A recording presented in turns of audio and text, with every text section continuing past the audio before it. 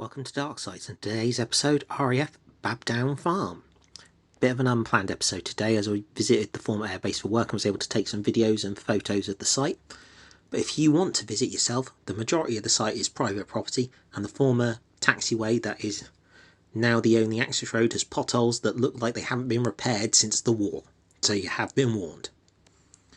RAF Babdown Farm is a former Royal Air Force relief landing ground roughly 3 miles west of Tetbury in Gloucestershire. It was opened between 1940 and 1948 as a relief landing ground used by training units, before being used by maintenance units for storage.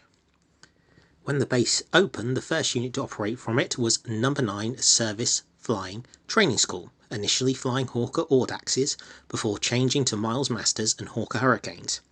The airfield had 2 grass runways and a flare path. It was attacked multiple times between 1940 and 1941, though casualty counts I haven't been able to locate and damage seems minimal, which led in 1942 to the entire base being redeveloped, with the addition of summerfield tracking to the grass runways, large interlocking wire mesh carpets, stiffened laterally with steel rods. These allowed the base, with grass runways and all other bases like it, to operate larger and more powerful aircraft safely. Additionally, new blister hangars and new buildings, including defensive structures such as pillboxes, fighter blast shelters, and additional air raid shelters were built. Additional accommodation, air raid shelters and dispersal sites were also built north of the airfield, in the direction of Aston Down Decoy Airfield. Today, the Orange Grove Barn Airstrip. 1943 saw the installation of a beam approach system to help train airmen in night flying, with number 1532 beam approach training flight moving in on the 13th of May that year to train aircrews in the use of the beam approach system.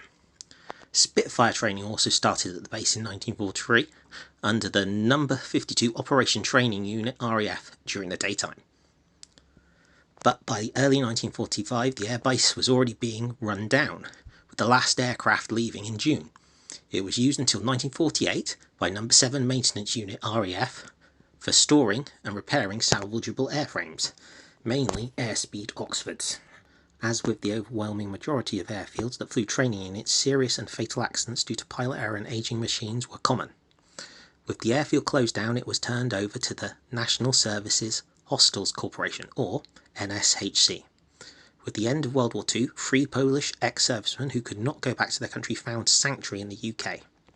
Why, you may be asking? Well, it turns out Stalin, the Soviet Union, and a newly minted communist government of Poland really didn't like the idea of large numbers of well-trained men who wanted the freedom of Poland returning to the Polish communist utopia. I'm as shocked as you are. Plenty of non-communist free Polish servicemen knew if they returned at best they would live a life under constant suspicion, or worse and more likely, they would be sent to a re-education camp, or face a firing squad. The numbers tell the story. 105,000 Poles eventually returned to Poland after the Second Small Disagreement. The overwhelming majority settled in Canada or the USA. Britain alone accepted over 140,000 free Polish servicemen and refugees fleeing communism, with more settling in almost every Western European country and English-speaking member of the Commonwealth. So, free Polish servicemen and anyone who could got the hell out of Dodge. Then, when they reached Britain, they could apply to the NSHC, essentially for asylum, housing and work. This is probably one of the earliest examples of the brain drain that afflicted so many communist nations during this era. The Poles were accommodated in working men's hostels or in former armed forces camps. In the case of Babdown Farm, the site ran from 1948 until 1955. The Poles were initially restricted to working in agriculture, coal mining, textiles, hotels, construction and steel. Most Poles relied on each other's support to see them through the first years of settlement, and together they set up Polish clubs, societies, churches and Saturday schools across the country. Although there were some families at Babdown Farm Camp, it predominantly housed single men and women of working age. The majority working night shifts at RA Listers, a local heavy engineering company in Dursley. The camp was split into family and single-person sections. While families were given facilities to cater for themselves, food was served at communal canteens for the single men and women. The camp itself was described as clean, warm and safe by many residents. The camp had a gymnasium, squash courts, hot showers, a church, a communal hall and a Saturday school to teach Polish culture, history and language to the children of the camp. The children at the camp attended local schools during the week and took part in Tetbury Carnival for many years, performing traditional Polish dancing during the festivities. Soon after the foundation at the camp, a football pitch was established, and Polonia Babdown, loosely translated as Babdown Polish FC, entered the local football league. In the local leagues and cups, the team won more than they lost and soon became a force in local football. While, in the off-season, they would play competitive matches against other Polish refugee or Free Forces teams, regularly attending the finals of the Polish Refugee Cup held at Cannock Chase each year, which they won on at least one occasion.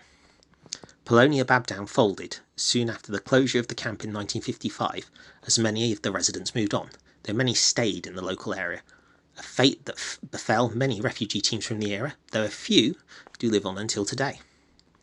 After 1955, the camp reverted back to agricultural and industrial use, with many of the old airfield and Polish community buildings being demolished over the intervening years, though the bulk seem to have been demolished around 1983. But some do remain, most obviously the old taxiway and perimeter track, which remains intact in various states of repair. This satellite image illustrates the current status of the site, and this image will give you an approximate location of the airbase at its peak in World War II. The majority of the remaining structures, excluding the perimeter track, are in the circle-marked hangars and technical area, now the airfield industrial estate, while the runways and control tower are no longer in situ. The small arms range is still reasonably intact, but it's on private land. Several hangars of the smaller T1 type used by the RAF have been adapted for industrial purposes. Several blister hangars remain on the site in various states of repair. Most of these are now contained in the airfield industrial estate.